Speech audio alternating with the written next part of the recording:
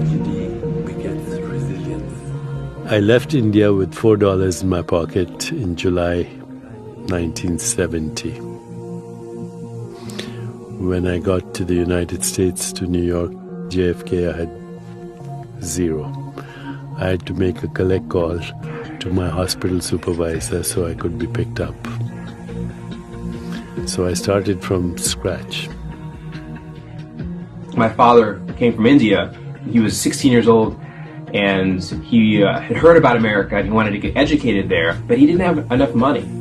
So my grandmother sold her jewelry and bought a ticket, a one-way ticket, and he became a machinist in a Goodyear tire factory.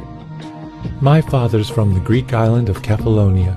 It's a big, beautiful island between Greece and Italy. In 1939, my father got hired onto a freighter going from London all the way to Portland, Oregon. In the Panama Canal, my father got appendicitis and almost died.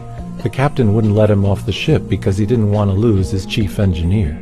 Dad made it to Portland, where he jumped ship, taking a Greyhound bus to Oakland, where his sister lived. She took him in and took him to the hospital, got his operation, which saved his life, and World War II broke out.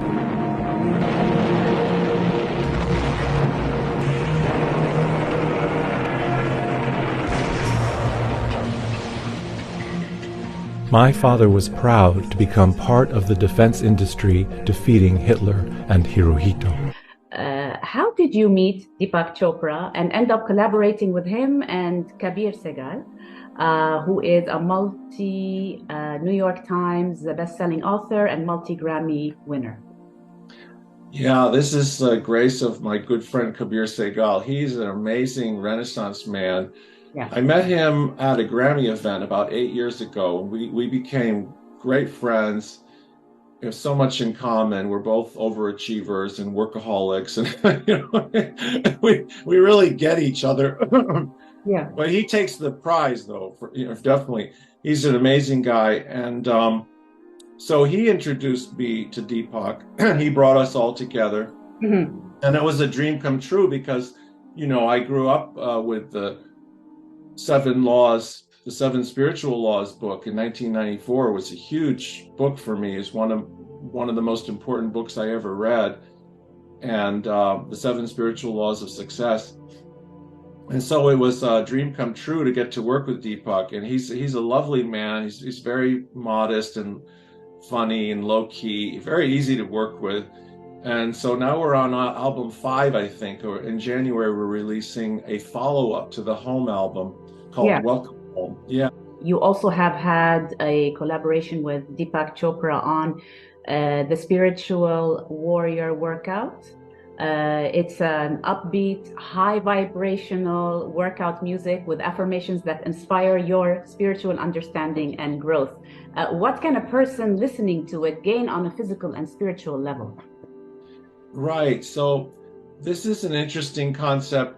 So a lot of us like to work out, we like to exercise, but what are you going to listen to while you exercise? So we want upbeat, exciting music, but we also want it to be spiritually uplifting. So this was the idea. At first time I did it was with my devotion album. I think that was in 17 or something. And it's kind of its own new genre. It's not really, it's kind of ahead of its time because it's very upbeat and fun and pop and EDM and groovy, but it's totally spiritual. It's all mantras and affirmations, I haven't heard of such a thing before. That's why I'm talking about it. Yeah. It's my devotion album has not done that well, I think, because it's kind of its own niche. It's too exciting for normal kirtan and devotional music, even though I have Krishna Das on it and Jayu Tal and Donna Delori and Wah. I got some of the biggest stars in kirtan to try to help to, bridge that gap. But a lot of the audience is not used to anything that pop, But now who knows? A good, part of an artist's duty is to do things that are ahead of their time. Right. To set the bar higher, say, hey, people, we don't have to do the same thing over and over again. Let's try to expand the genre. Let's take it someplace it hasn't gone before. We haven't gone before. You may have an epic fail, but that's what being an artist is. You got to take chances. Yeah, And it was a lot of fun to make that album. Personally, I mean, I listen to it when I work out because I'm very fussy about what I expose my ears to. Yes. I won't listen to any kind of negative music. I can't listen to anymore because it brings my energy so low. Yeah. My vibration, rather. I mean, my body might be excited, but my spirit is starting to sink and get sad. So that's what we have to watch out for. At the 58th Grammy Awards, your album Grace won for the Best New Age Album category. How did the idea of Grace come about?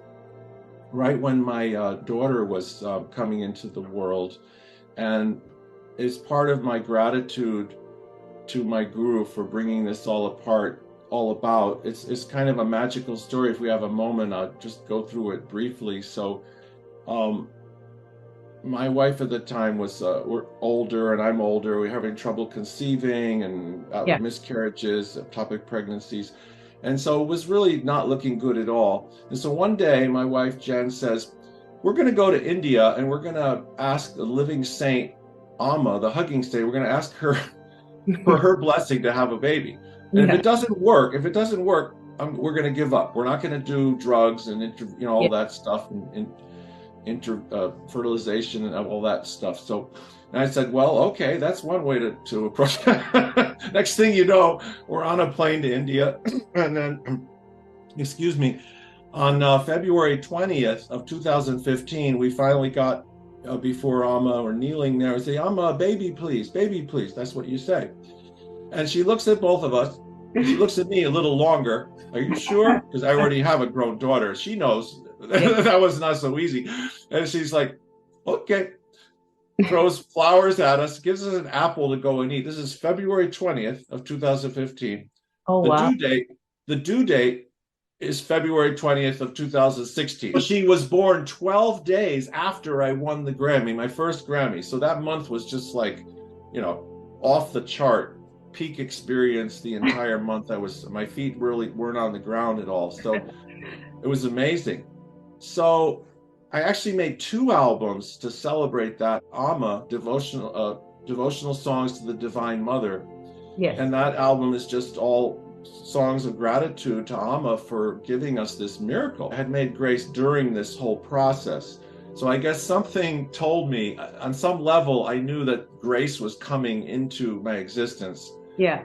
Because I pray and meditate a lot, and I trust my intuition. I'm always trying to listen to that quiet voice, that still quiet voice. So somehow I knew that grace was going to flow into my life in a big way, and made that album. And of course, it was with Kevin, and it came out so well, and we won the first Grammy with it. It was awesome. At the 57th Grammy Awards, you received the nomination for your album Bhakti. Yes. Describe how the album was created. You said, although I was brought up in the Greek Orthodox Church, I became a student of Bhakti Yoga Guru from India when I was 16. I have been drawn to blend the most personally meaningful aspects of Bhakti Yoga and Christianity together in a harmony of pure divine love. Would you say that this spiritual melange is one of your best creative works yet? The interesting thing about being an artist is the public decides what is the most popular and not. And often, for instance, I have a few tracks that are streaming on Amazon right now 3 to 4 million times a month. Yeah. And I wouldn't consider those tracks anywhere near my best work, but they're very useful to the listeners because they're very simple and deeply healing and comforting and meditative. So an important part of an artist's responsibility is to make music that really serves the listeners well. Not so much for my own entertainment and pleasure, because I'm a musician, so I like to make complicated things because, look how many, I could have 7 viola parts and 16 second violins. And but that's all really just for musicians. It's for other musicians to appreciate it for fun.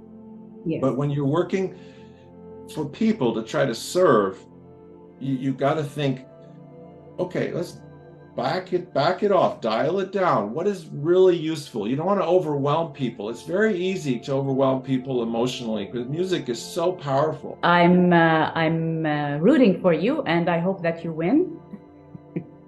Thank you so much, Françoise. Thank you. Yeah, I have a very good It helps, the Grammys is it's kind of silly in one way, but it has helped me reach more people. Sure. And that's the main reason why I do it. When I won with Grace, there was a big uptick in my reach. I started reaching more people. So that's why I do it. I mean, it is fun. I won't say that it's not fun.